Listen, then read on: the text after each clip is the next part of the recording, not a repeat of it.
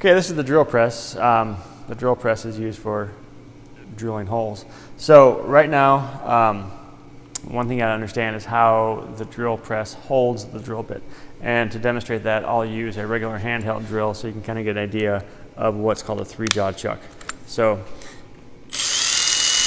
look right there, the chuck is in the most, you can hold the biggest drill bit right now.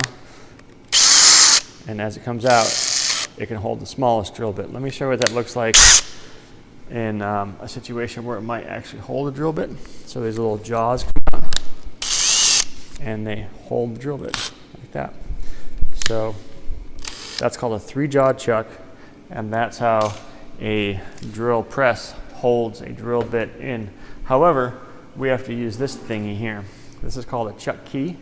The chuck key goes into the chuck right here.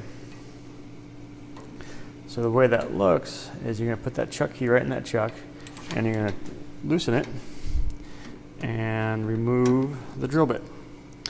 And I'll go ahead and put a bigger drill bit in for demonstration purposes.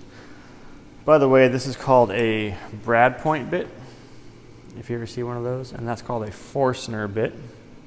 And this little guy here, if we can get a close-up on that, would be a just regular twist bit. There you go. Got it? Okay. So I'll go ahead and put the Forstner bit in here. So the way I'm going to do that is I'm going to loosen the chuck so it's about in the right position. You can't really see it, but you can feel it. And we're going to tighten that up so it's kind of hand tight, and then give it a crank with the chuck key. Now, if I was to turn the drill press on right now, the cameraman might be a little bit nervous because the chuck key would get thrown out of the chuck and end up in a random spot in the shop really fast. So always remove the chuck key before you turn the machine on. So on this machine, it's one of the unique machines where you change the speed of the machine when it's actually moving. So we're going to turn the machine on, and we're going to get a little readout right here. And in this case, it's going about 600 RPM, revolutions per minute. We're going to adjust that now with this wheel, and you'll see it slow down one way and speed up the other way. Always turn this handle pretty slow. It's good for the machine. On these big bits here, we want to spin them relatively slow. In this case, we'll just aim for around 700, give or take. And right now, I'm going to lower the bit into the wood. But before I do that, I want to look at right here where my finger is. Notice I can't go down any farther. That's called the stop on the drill press. So I'm going to raise that up. It takes a little bit of doing.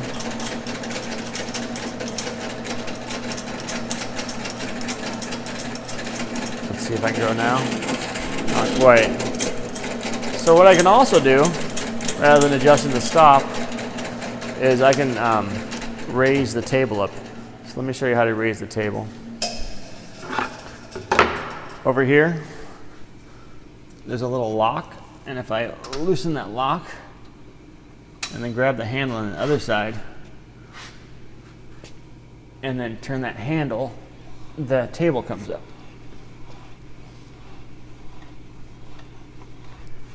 So now I should be in a more reasonable position to make a hole on this particular piece of wood. Let me go ahead and lock the table down. Okay, so if I turn the machine on, start to make a cut, I think you can see what might happen. The board might spin with the drill bit. So we don't want that to happen. So what we got to do, you have two options here. You can kind of put your piece of wood against the big steel column of the fence and make your hole that way.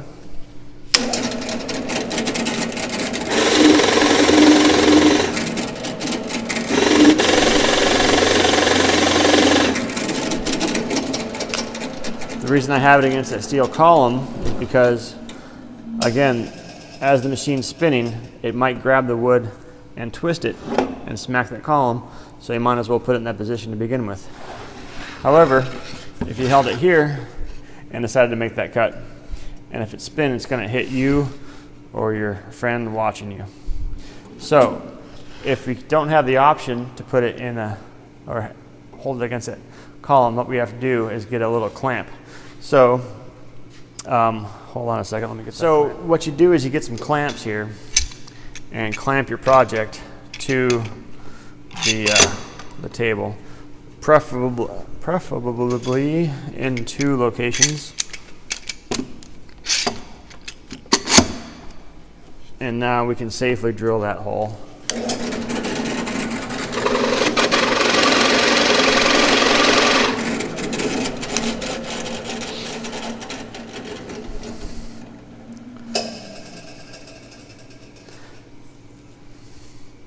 These chips here need to be evacuated from the hole, or what will happen is a lot of heat will build up. So what you see me do here is kind of peck at the hole, like this.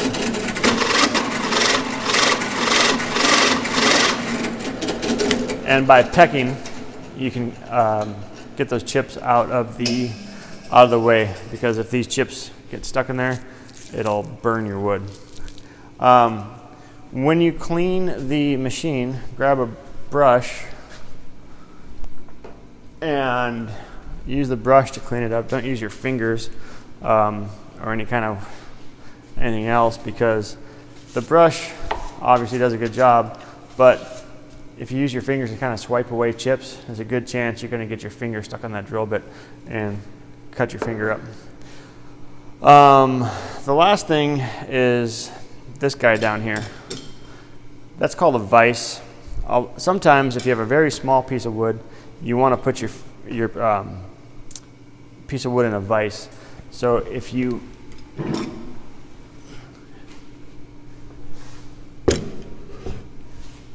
this is kind of a rare occasion in wood shop, but sometimes you have a little piece of wood, clamp it in the vise, and that way when you use the drill press with a vise, you have a big heavy piece of metal to hang on to, rather than a small little piece of wood.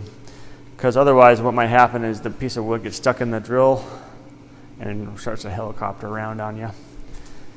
One last little rule or a little technique would be that when you use the machine, the bigger the drill bit, the slower it goes.